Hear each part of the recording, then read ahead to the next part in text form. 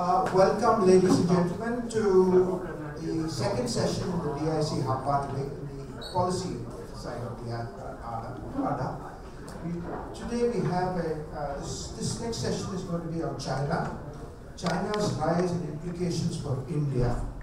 The speakers are Rahul Jacob, Akshay Shah, and Manoj Kewalramani. This session today has been put together by Takshashila. Thank you. We are now handing it over to you, Manoj. Hi, good afternoon, everyone. Thanks to those of you who are sticking around after that interesting conversation on CAA. So I'm Manoj Kewalramani. I head the China Studies program at Takshashila.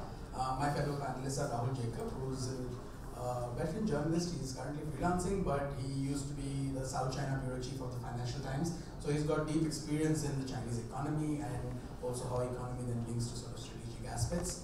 And Akshay Shah. Akshay graduated from Tsinghua University as a Schwarzman scholar. And so he's got deep connections, starting from an education point of view, but also he works with Chinese businesses. He is a part of the RT group, leading new business development. And so he engages with the Chinese market and Chinese startups and Chinese technology companies, e-commerce companies. And he's also researching the impact of Chinese technology investments in India. So what we're going to try and do is we're going to try and structure this conversation to look at broad aspects of what does China's rise firstly mean, and secondly, what does it imply from an Indian perspective? I mean, for most of us, this notion of China being this rising power is sort of historically located in the mistrust that we have at a political level with the Chinese. This idea that the idea of Chinese perfidy in 1962 and the subsequent sort of difficulties in our relationship till we again re-establish this relationship. And then that 1988 Rajiv Gandhi visit, which sort of paves the way for greater engagement. And then we come to sort of early 2000s where we enter this ugly phrase which says that China and India rising together, the ugly phrase that captured that was Chindia, which made no sense to anybody. And today then we have this idea of, constant coverage, which at least a couple of years ago, the idea that, the Chinese are blocking us at the NSG, they didn't want Masood Azhar listed, they're essentially stemming India's rise while they have risen. But we need to find some sort of a balance, and therefore things like Wuhan and Chennai and all the pomp and circumstance of that. But we need to first actually to be able to sort of contend with what does China's rise mean for India. We first need to understand what is China's rise. So I want to sort of have this question for you from an economic point of view. Because the economy essentially underpins its rise, right? I mean, today this is a year where the Chinese are going to declare that they are free of absolute poverty. Over a 40-year period, you see this remarkable transformation in this country. So from an economic point of view, what is China's rise like? What's the kind of role that China is playing today in the world? And then we look at what are some of the implications for India. So actually this extraordinary COVID-19, the virus that we're all talking about, is a very graphic demonstration of how central the Chinese economy is to the world today. Because of the virus, we're in a few weeks in this country, and across the world we're already seeing it, but in a few weeks we will be seeing shortages of a number of goods. We've already had Kia shut down its factory on February 4.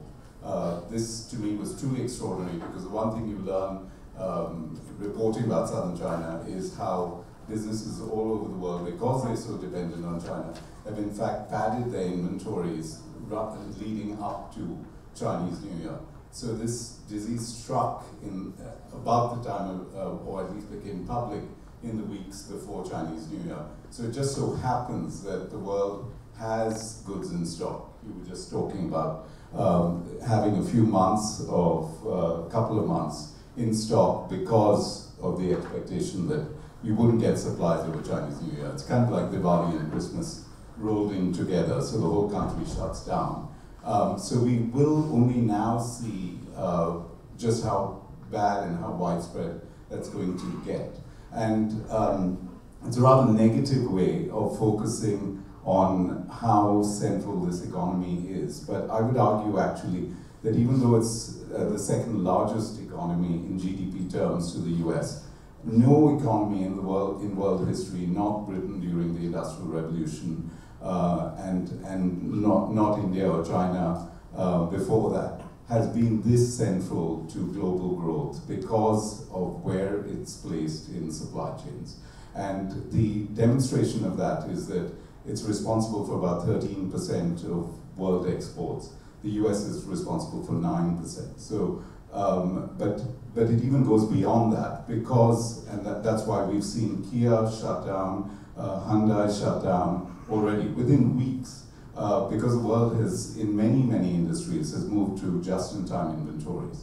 And when you are in just-in-time inventories, which is a very sensible and efficient way to run a business in normal times, you then will be very dependent on different parts of the supply chain. And to give you an insight into this, a rather ridiculous insight at some level, I once asked someone who was actually an Indian, Ramesh Tainwala at Samsonite, why he wouldn't move Samsonite's businesses. He was the then chief operating officer. Why he wouldn't move Samsonite's suppliers out of China as labor costs went up. And he said that to make a Samsonite suitcase, it'll sound like I'm making this up, but I promise I'm not, there were 600 components in a suitcase. And virtually most of those were made in China. So to kind of rip out supply chains because of the coronavirus or because labor costs have gone up is an incredibly difficult thing to do. In India, a lot of the conversation that we've had on this is in the context of dependency.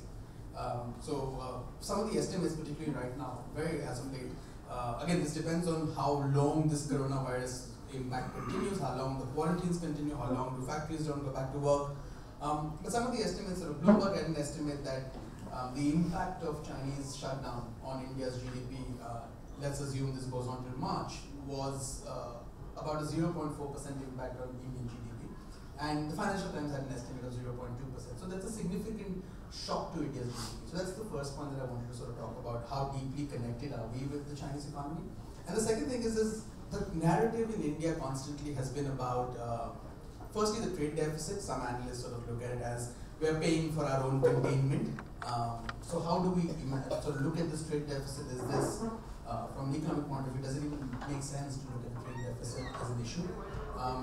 And what sort of engagement should India be having with China, given that part of India walking out of RCEP was because of its concerns about being carried with cheap Chinese goods. So how do we sort of address some of these? What's a good way to approach taking this? I'm going to actually start with your last question because I do think a central way to respond is to find ways to get our industry competitive. What we appear to be doing in the last 4 budgets consecutively is to raise tariffs for a wide range of goods, from furniture to shoes to solar panels, which I thought was particularly silly because if China wants to dump solar panels on us and we then get cleaner energy as a result, it seems incredibly short-sighted to raise tariffs on solar panels from China. So I think the answer is not to keep raising tariffs, which, as we know from trade economics for decades, it eventually makes the end product more expensive and essentially renders you uncompetitive. The answer is to actually engage, try and find ways into these free trade agreements instead of backing out. So in November at RCEP, after kind of winking and hinting that we were going to join, we suddenly did a 180 degree and said we were going to think about it. Now it turns out we're not really thinking about it because there were meetings on February 3rd and February 4th, which we chose not to go to. Now that is being actually willfully rude, and in diplomatic terms, that's going to cost us. If we think we're going to find ways to individually reach agreements with these countries when they're busy with RCEP themselves, then I think that's kind of silly. We've shown in Bali, we've shown again in November with RCEP that we are not to be relied upon for trade deals, and people aren't going to keep knocking at our door just because we have this supposedly large middle class. The world is at some levels, I think, giving up on India and trade deals, and India itself is giving up on trade deals. So to me, that seems the ultimate cop-out. You've essentially created given a walkover, and accepted that your industry can't compete. The flip side is that a lot of these trade deals are stacked against services, and that is fundamentally unfair to India. So I am sympathetic on that score, but these, that's the way the world is. These trade deals are where supply chains are built. If you are outside the supply chains, and outside the trade deals, you're outside the supply chains. And very dramatic example of this, while we're talking about strategic competition with China, is that Bangladesh has just raced ahead of us in garment exports. So they now export twice as much as India does in garments, and they keep growing faster and faster. And I did some calculations which suggested probably in 5 years, Cambodia is going to be at sort of half to 3/4 of India's level of garment exports. So your real competitors are now not China, but Cambodia and Bangladesh, because you've chosen to stay out of free trade agreements. And these aren't even free trade agreements with Asia, where you could argue we would be uncompetitive. They are free trade agreements with Europe, which it makes no sense at all for us not to be in that. But for some reason, because Maruti jumps up and down, and apparently winemakers jump up and down about duties on European wines and on fancy cars, our garment exporters essentially operate at a 15% disadvantage to a Bangladeshi garment exporter. So essentially we've forfeited an ability to compete by not being part of these free trade agreements. And my last question before I sort of circle back to you and we talk about BRI then, is the idea that, and this is something that's sort of a conversation that's gotten hold of, particularly given this trade war and technology contest between the US and China. The idea that China uses its economic might strategically. It will be coercive when it wants to, so when it needs to, Filipino bananas will be brought on the ports. When the Dalai Lama visits Mongolia, suddenly there will be new non-tariff barriers. Indian industry has long complained that there are non-tariff barriers. Pharmaceuticals is one good example. Again, we're very, very heavily dependent on Chinese APIs for our pharmaceutical development also. But the idea that the Chinese use their economic might and their market access strategically to achieve political ends. And that's a problem in terms of dealing with them. And therefore something like an RCEP would be difficult for India because you might not necessarily, you might end up seeing more non-tariff barriers and things like that, which we don't necessarily do or we've been unable to do. Although there's sort of a caveat with that, what we've done with Malaysia on palm oil tells us that we're also capable of doing that. But how much of weight would one put in that sort of an argument that this is, the Chinese don't look at trade as trade. It is not necessarily free trade, it is a strategic use of the leverage that they have. And therefore it challenges the state to compete with it, but we also need to put up some walls and we need to put up some barriers and use it strategically. Yeah, so I mean, I do think at different levels they look at trade as trade, and where BRI is concerned, which is trade but not strictly trade, it's also infrastructure building, they look at it strategically.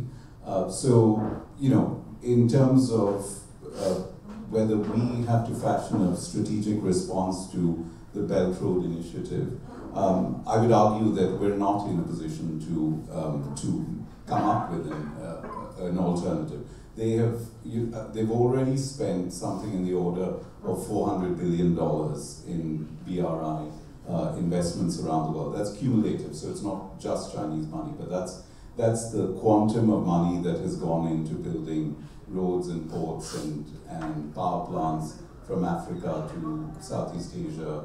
And it sounds dramatic, and it is dramatic. It's even if you adjust for inflation, it's about 2.5 times what the Marshall Fund did, what the US did through the Marshall Fund in rebuilding Europe after World War II. So yes, of course, Belt Road Initiative, if you look at those headline numbers, is incredibly impressive.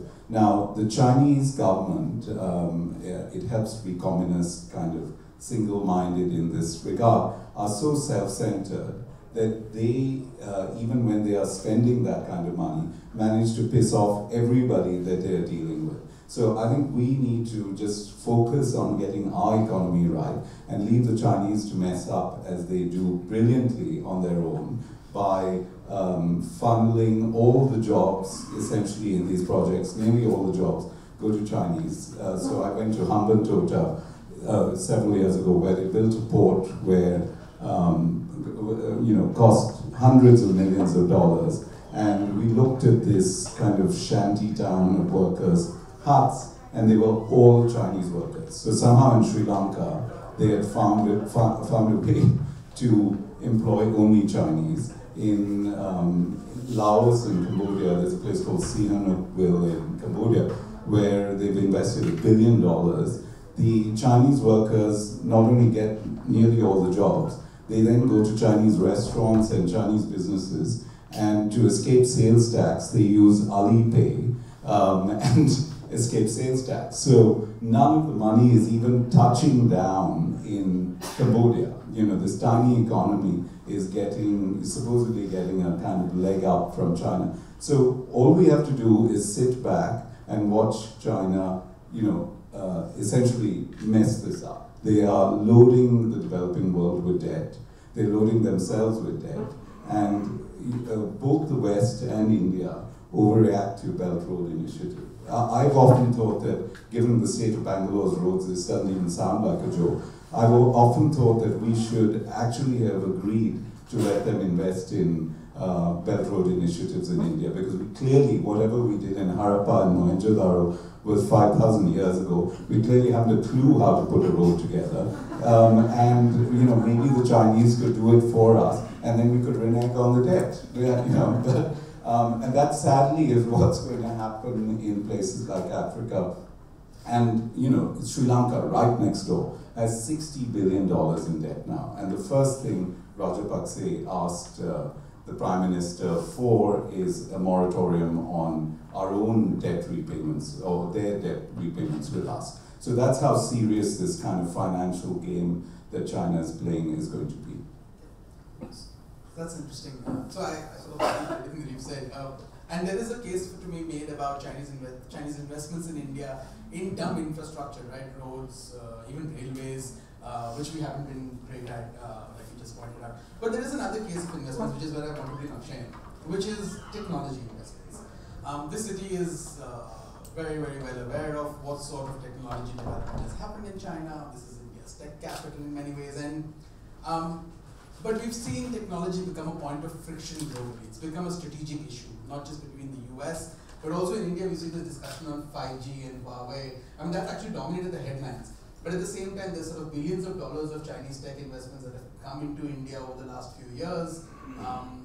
Akshay has been doing research on the nature of these investments and what sort of sectors these investments touch. So Akshay, I wanted to first begin with just letting us know what is the Chinese investment sort of in the Indian tech ecosystem, and what are the sort of challenges for that? I mean, is it not just great that we've got lots more capital to play with, or are there challenges associated with that? Thank you, Manoj. I think the previous question you asked is a good one to kind of segue into this topic. So you said China uses trade strategically. So a good question to ask is, can it use investments or technology strategically as well? And you point out there are definitely a lot of good points about having technology investments coming to India. It's providing risk capital, it's transferring expertise and so on. But is there a risk associated with it? And obviously, kind of jumping on what you said, it's obviously very dangerous to kind of run the gamut with it and can do us more harm than good. But I think we're at a point where perhaps it's good to take pause and really think about it. So to answer the first part of your question, how big is it?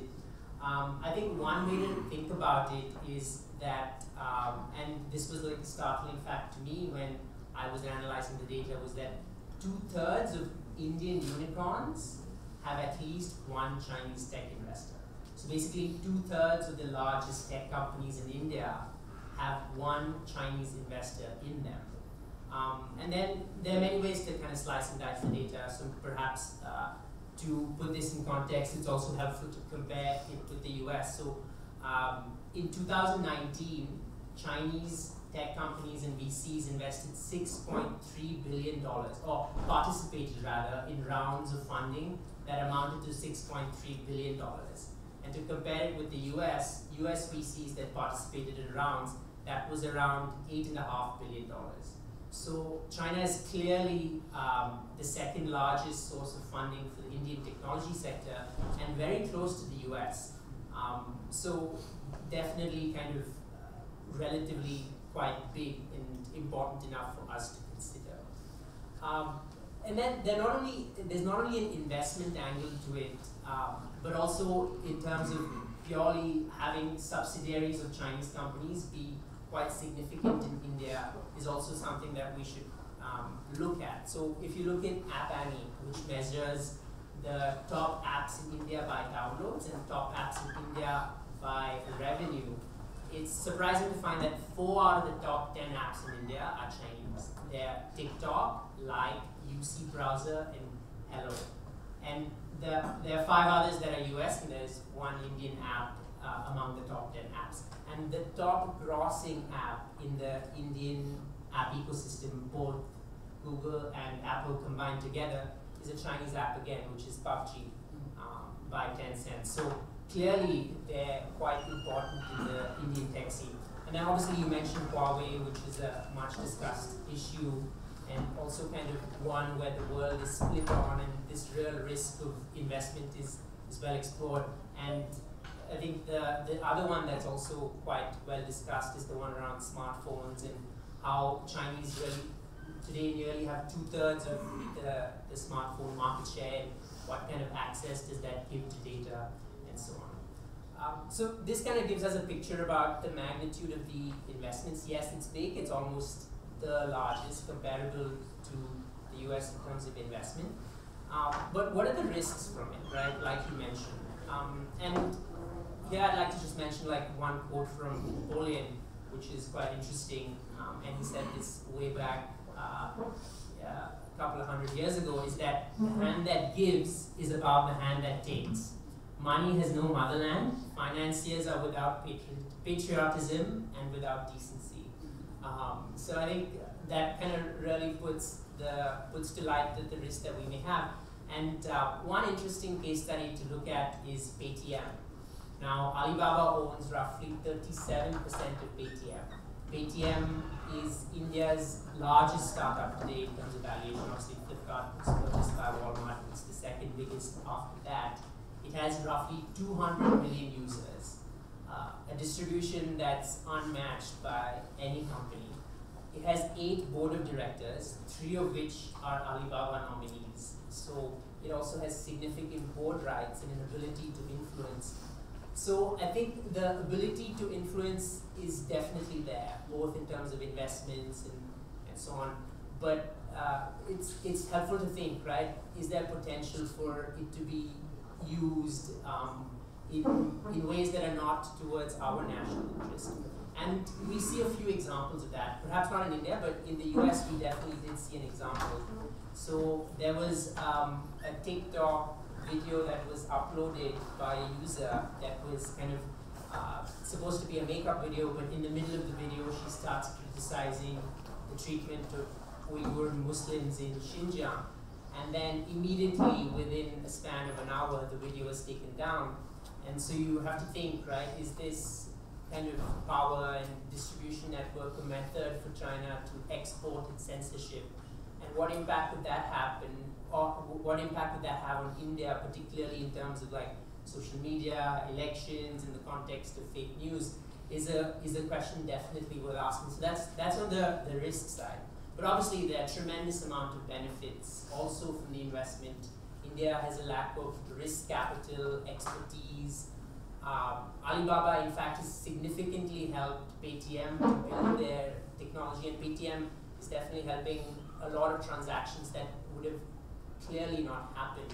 So the perspective I'm developing is that definitely it's not a black and white issue, it's quite a nuanced issue, and there are risks of kind of being way too conservative and saying completely no to Chinese capital, in which case you'll have a worse consumer experience, lower valuations, Indian tech founders would be at a disadvantage. But it's also helpful to ask, like, what are the risks and how can we maximize the good from it while trying to minimize the bad that could happen from it. let me try and twist Napoleon's words a little bit, if you forgive me. The idea that finances have no decency or patriotism is probably true for most, and that's the argument that many people in India would make, that while Chinese finances might not have any decency, they do have patriotism, because the party controls private capital. It's not necessary that, I mean, Chinese private enterprises are not looked at as the same way as, say, a Facebook would be looked at, where it would be competing, it would be sort of fighting with the government, where an Apple would question a government order to unlock an iPhone, even in a terrorism investigation. And Chinese legislation creates that enabling environment where, particularly the national security law, the intelligence law, it creates that environment, and that is where this context of, say, Huawei or somebody else is also located in. And that's a challenge, right? I mean, and that sort of gives us pause for thought that, if you're inviting Chinese capital and these companies are ostensibly private, but not necessarily private in a party-state system, where the party might sort of draw political influence on these companies, and that would be legal in the Chinese environment. How does one sort of think through that? How do you navigate that? And when you sort of club that with the idea of data sovereignty, which is developed in India, although I don't see how we can think of data sovereignty, whose data, and those sorts of things. But the notion that Indian data must be in Indian shores, so that's the other way, other sort of question that comes in mind. If you're investing here in tech companies, in say fintech, where does the data go? How does the data get used? Not necessarily to strategically damage India in any which way from a security point of view, but maybe the next generation of products that are developed for Indians are developed by Chinese companies because they have better access to our data. So that disadvantage is probably our companies also going forward. So those are some of the thoughts. And the last sort of point that I had in mind, and you referenced this, the idea of fake news, election manipulation, those sorts of things. But if you sort of extend that a little bit further and you talk about things like techno-authoritarianism, it's an awkward phrase, but the idea that increasingly you use technology to mold social behavior. And we've seen some sort of references of that. I mean, if you could extrapolate something from the idea of, citizens should think about their duties as opposed to their rights. That's sort of your first step to having these sorts of conversations. And we've heard this in India quite frequently, right?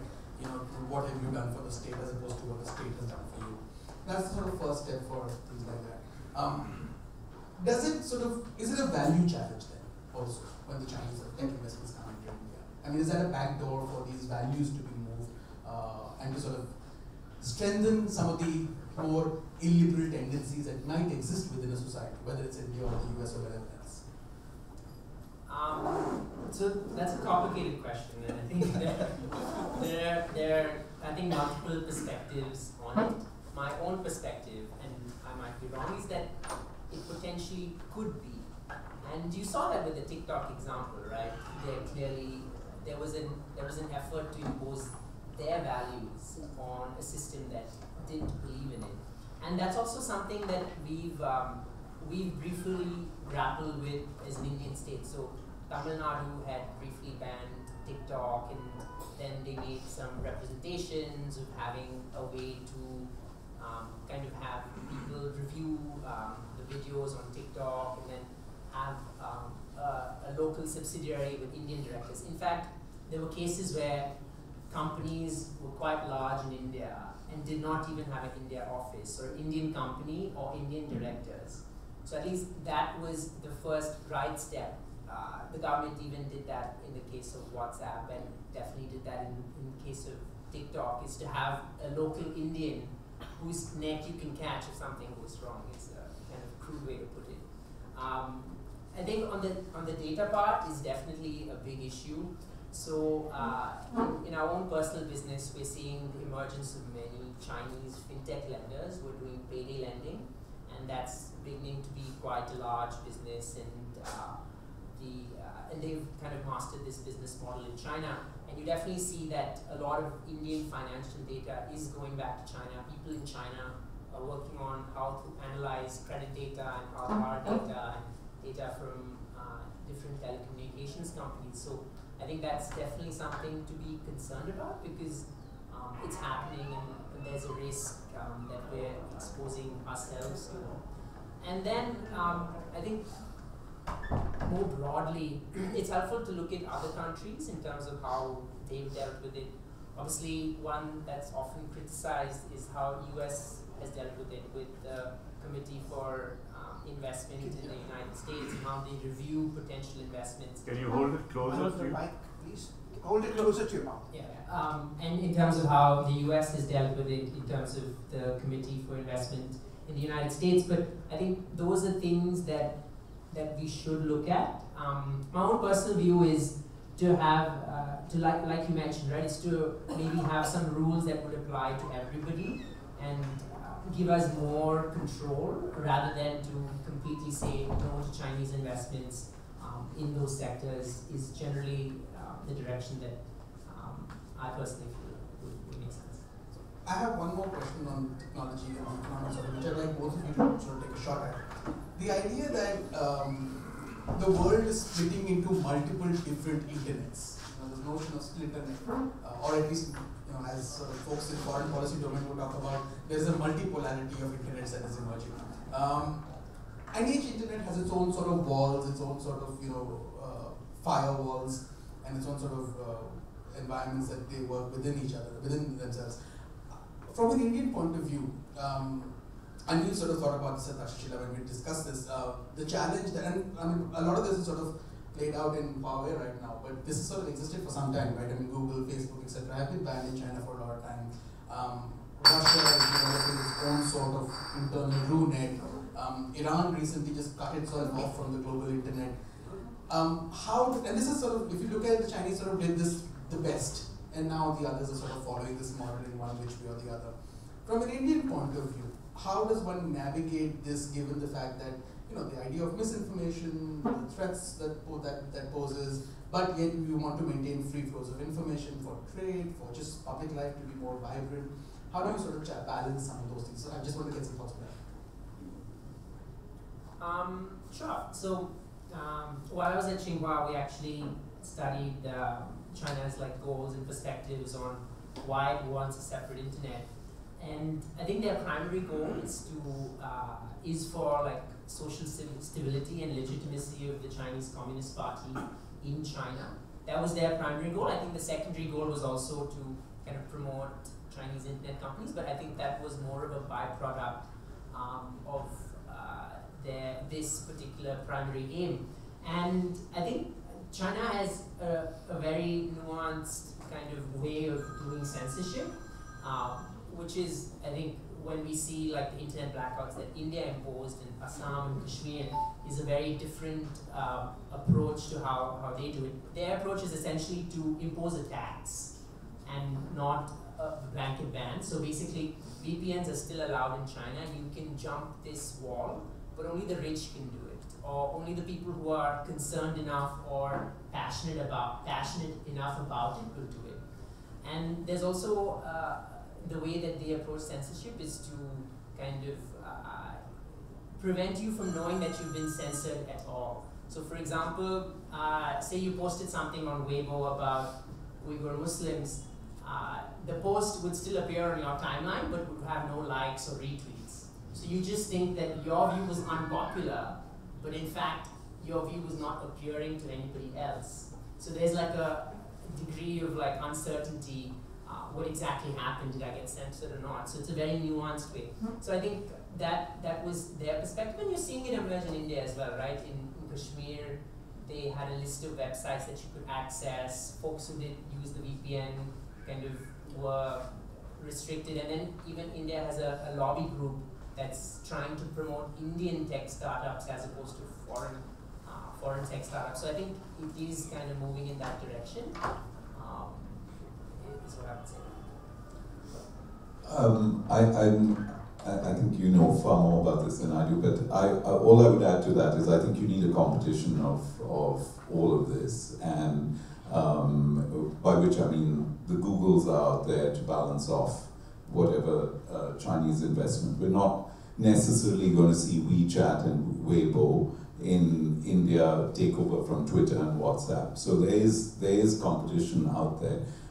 As a role model to, on how to police the internet, I think it's a terrible example, of course, because we're a democratic country for all our flaws, and they're not, and that's the difference. And you know, when I worked in Beijing and sometimes was on assignment, the frustration that it's not just journalists who are obviously interested parties when you need free flow of information and need access to your Gmail account, but lots of multinationals complain about this in China, and they do put up with it, but I don't think that's much of a model. Policing fake news on WhatsApp, you know, the world over, from congressional committees on, you know, we've just had Zuckerberg go in front, a couple of months ago, in front of the Congress and say that even in the campaign of 2020, Facebook isn't going to police truthful or untruthful political advertising, let alone anything else. So that's something that the whole world has to take on. But the last place I would look at as a role model is China. And it's not entirely successful either. That I'm quite surprised that in the very, very angry mutiny online in response to the coronavirus, one of the first things that came up repeatedly as a kind of anthem was referring to this song from Les Miserables, Do You Hear the People Sing, which is kind of a revolutionary anthem. And I thought to myself, how has this got to China? And the reason is because it is sung time and time again in Hong Kong, as at the protest marches against China. It's now echoing back in Beijing and Shanghai as a response to this valiant doctor who was the whistleblower on the coronavirus in response to his death. The fact that it's playing back suggests that China isn't entirely successful at blocking all of this itself. And the interesting aspect of that is that whatever happened in Hong Kong has happened, it's nearly a year now, right? This protest began in late March and late April, so we're nearly a year into this. The internet has never been shut in Hong Kong, because there are different government systems in some ways, and the costs of shutting down internet in Hong Kong would be far different from, say, shutting them down in Xinjiang or even in Beijing. You know, the cost would be very, very different. That's the other thing sort of to keep in mind.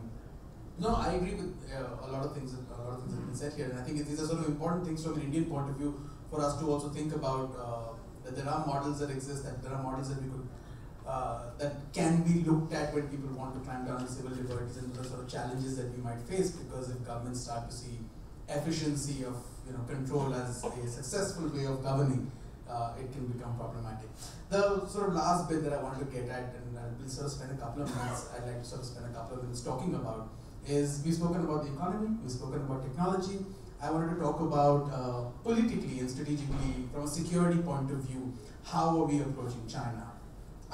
When I began this conversation, I spoke about the summit in Wuhan, the summit in Chennai, the idea that we initially had under the NDA government's rule in 2014, you had this initial sort of bonhomie with the Chinese president coming here, visiting Gujarat, much like Donald Trump is going to do in the next week, and the idea that he was being wooed along the banks of the Sabarmati, and this would be a new relationship in some ways. And then things went downhill from there. The Prime Minister visited Xi'an in a reciprocal gesture by the Chinese, and then things sort of went downhill. Right? We became this competition aspect of the relationship has always sort of been critical. Like if you read anything about the India-China relationship, you'll begin with the idea that there is competition and there is cooperation at different points of time. And this competitive aspect sort of starts to take over. I mentioned the issue of Masood Azhar, the national security, the nuclear suppliers group, and then eventually the crisis in Doklam, which then led to a thaw at the Xiamen BRICS summit and then subsequently the Wuhan summit. How does one conceptualize that relationship with China, which is an economy which is 5 times larger than us, which in terms of human capital has done far more in terms of education, healthcare, is far more efficient and effective than us in terms of taking care of its people? How does one compete with such a strategic competitor along a neighborhood with whom we have this decades-long border dispute which is unresolved and which hasn't moved further for many reasons, but primarily because the Chinese have refrain from providing us clarity along where their claim line lies. We don't even know what exactly they claim. They don't put it on a map. So how do you sort of police that border then? And how do you make sure that there isn't friction?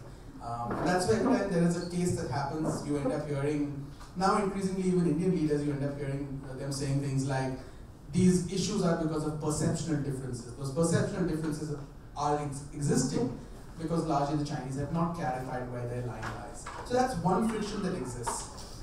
Then you have a new friction that's developed, which is in the context of the Belt and Road.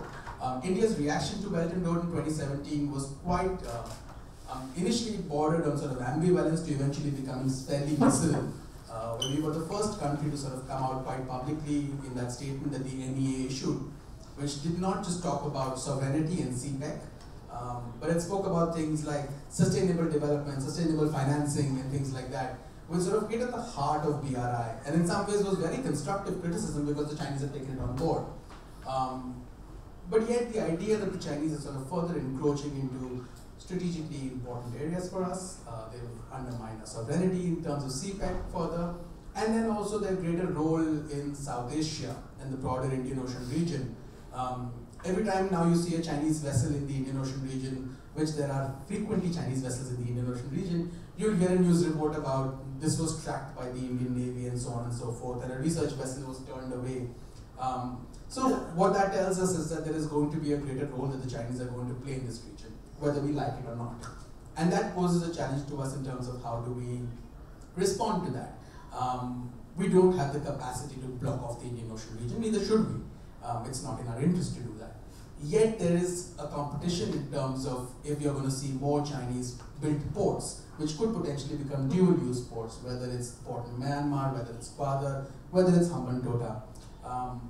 What does that sort of do to India? This notion of, and again an ugly phrase, string of pearls, which a lot of people in Delhi seem to be deeply worried about. How does India respond to that? And some of the thoughts that we've done some work on drafting a strategy that India should be looking to adopt. And our approach is largely this: recognize the realities of the fact that we don't necessarily have the money to compete. Our economy is not there, we're not necessarily growing at the rate that we should be. And so that's our first strategy to compete, is to grow. Because that's what's going to give you the money to be able to fund any of the big toys that your armed forces need. Until then, until you even get there, it's not like you can stop the competition from developing. So one of the approaches that we had was that, at least from a national security point of view, India needs to think of it asymmetrically.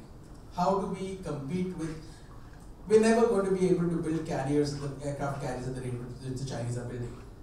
And do we need them if we need to compete with them? There is a geographical advantage that we have in the Indian Ocean region. So perhaps we should look at asymmetric competition. Perhaps we should look at undersea vehicles. Perhaps we should look at more unmanned vehicles.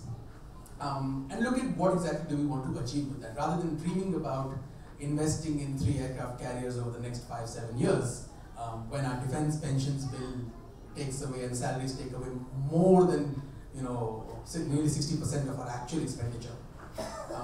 We need to probably be thinking of that. We need to probably be leveraging the private sector far better.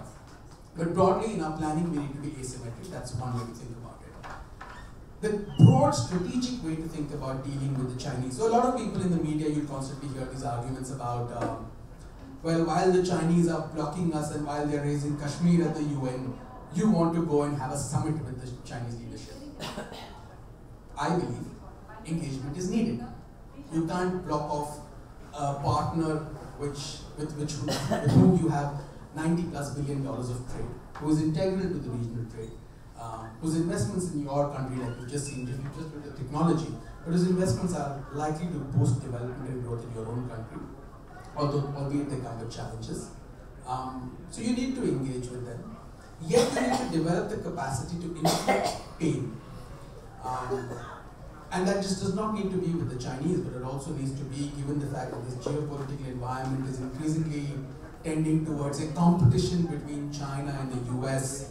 And in some ways, I wouldn't like to call it the West anymore, because the West themselves is wondering that there is a Westlessness, which was the theme of the Munich Security Conference this year. Does the West even exist? So in that context, we need to think of becoming a swing power. It's sort of harking back to non-alignment, but not necessarily non-alignment. The idea that you need to maintain your autonomy and invest in areas where you can provide benefit or pleasure to both these warring parties or both these competing parties, while also have the capacity to inflict pain on them, so that when you pull out, when you sort of impose barriers, when you do certain things, you can inflict pain on them, and therefore they have an incentive in actually working with you. And that's one way to think about how India can sort of strategically walk its way through the current sort of competition, while actually leveraging the gain that we can get from Chinese investments, rather than thinking of things like we need to completely wall off ourselves from the world, whether it's in terms of trade because we get flooded with goods, or whether it's in terms of technology, or whether it's in terms of investments in military hardware that can actually do things like seal land or those kind of things, because that's, at the moment, it's not in our capacity, and I don't think that's worth considering. So that's sort of the one point that I wanted to make, and I think we're sort of fairly out of time, so I wanted to open it up to questions. Yes, please.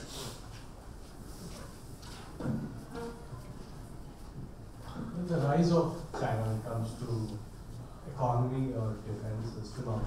So like, do Chinese even bother about cultural aspect? Do they even do they see themselves influencing the world in terms of soft power, or they're far from it? It's like a kind of Maslow's law of hierarchy. Will they get there somewhere, or they really don't think like the way Americans would probably?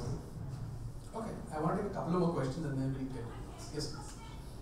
My question was about the techno-authoritarianism thing that you pointed out. So, if you see, TikTok is the fastest growing social media in the country, and largely in smaller cities, right? So now, in a country like India, where a democracy is already, to be very honest, skin deep, right? When an entire generation in smaller towns grows up with social media, as he pointed out about when it is so easy to censor it, how do you see democracy specifically in the Indian context being changed altogether? Because people would no longer be posting anything distinctly political because they do not want to be censored, because they just want pleasure out of the social media. So the Chinese relevance in that specific point. India has a lot of dependence on. India has a lot of dependence on Chinese raw materials. For example, the rare earths. I think they tend to monopolize them through their mines in Latin America as well as Africa. Similarly is the case with lithium and our electric car policy, which makes us so dependent on China. Would you like to comment on that? Whether it's a desirable policy that we have? Okay, Rahul, do you want to start with that, and then Akshay can take the next question? I'll try and answer your question first. The Chinese do care about soft power, but they're so clumsy that they almost shouldn't, because they created something called Confucius Institutes around the world, and I would do a straw poll here. How many people have heard of the Confucius Institute? Okay, so that sort of proves my point. We do much better with Bollywood, we do much better by being a democracy, and although I don't want to go back to the subjects that came up in the first panel before this one, we are doing ourselves a great disservice by continually having stories about the CAA and all of that splashed across the front pages of international media around the world. So we have a huge lead in soft power, but there is a danger that if India is seen to be taken a more authoritarian or kind of riding roughshod over human rights, that we will forfeit that. To your question, I think the rare earths, I don't know that much about it, but this is a problem that the world over has, that the Chinese do have a lead in this, and it's so critical for all the things we are addicted to vis-a-vis smartphone and lithium batteries and all of that. That I don't quite see how people are getting out of it, but that's not an area I've actually looked at. So, by the way, it's a great question, and I think one that we should, as a country, like think deeply about. And I think there's no real easy answer to that one. But I think I'll follow up on my example about the censorship that happened in TikTok in the US. So there was a big kind of outrage about this video being censored. The person who posted the video actually kind of made it very public that it was censored. And then eventually TikTok had to reinstate her account and also reinstate the video because of the backlash that it created. So while there's definitely an urge and a need for China to want to censor like comments on the Uyghur minority, and this video was in the US, there's also like my colleague Manoj just mentioned, there was also an opportunity for the US to potentially inflict pain on TikTok, which is why they kind of recanted what they did. So there's scope for us to work with that and to ensure that, hey, if you guys want to continue to kind of be a strong platform in India, you should follow certain basic rules, and it's possible to do that, but we have to do that very thoughtfully and make sure that it's kind of fair to folks involved. So it's a difficult question and one which we should think about very deeply, and it's possible to kind of potentially strike balances with certain solutions. I just wanted to add a couple of data points to all three questions. So firstly, on the soft power question, there's no clear data in terms of how much China spends on soft power, but estimates will tell you that they've spent there and thereabouts of about $10 billion a year, if you take things cumulatively. That's a significant amount of money per year, but if you take a look at Pew surveys progressively from 2013, you will see that progressively China's favorability rating has gone down. It's at an all-time low in terms of at least from where it began. That tells you a little bit about soft power. I think some of the best things that they did in terms of soft power were things like, of which came organically. So Crouching Tiger, Hidden Dragon was far better than anything that the state has done. The issue on TikTok, my thought on that is I sort of echo what Akshay is saying, that what some of these technologies do and the ability to censor things, what it does is that it accentuates existing fissures within society. And societies, if you emphasize, just like in the case of the US, where there was a re-emphasis of this idea of freedom of speech, liberalism, which allowed sort of you to push back against some of this. In India, we need to look at that exactly the same way in some ways. If you want free discourse, if you want true discourse, which is not fake news, which is not doctored and things like that, you need to push back against those things. And every individual step, whether it's in your family WhatsApp group, really pays dividends in that process in the long run.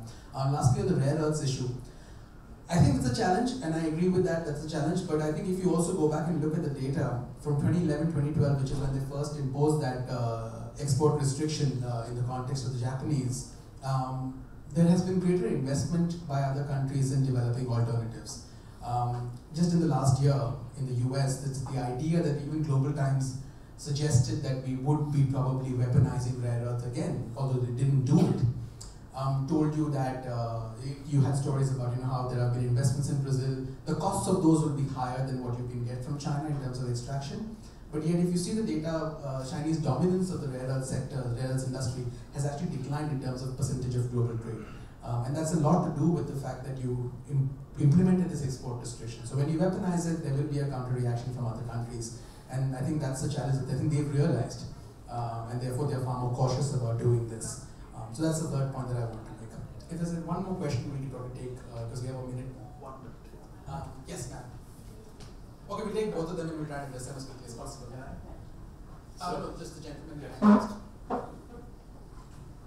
Hi. So I am an ex-Paytm employee, and I worked as a data analyst over there. And a lot of our data, and I'm completely saying this on record, but we would take it from the iCloud. And we would have conferences, and we would have delegates from Alibaba over there, and they would tell us that this is how you can build a recommendation algorithm, or this is how you can improve your e-commerce platforms, and this is how we've done it. So there was potentially a lot of information exchange and technology exchange as well. But like I said, a lot of our data, we use, like a lot of our Indian subscriber data, we would download from the AliCloud databases. So one of the thoughts that I had was that maybe like a few years down the line, Alibaba doesn't need paid data. Like they already have the Indian consumer data and they can just keep them out. And I'm sure if a person like me can have this thought, then all the businesses and the heads would already know about this. Can I So interrupt? We have the next program. Can you take this offline? Sure. This next question.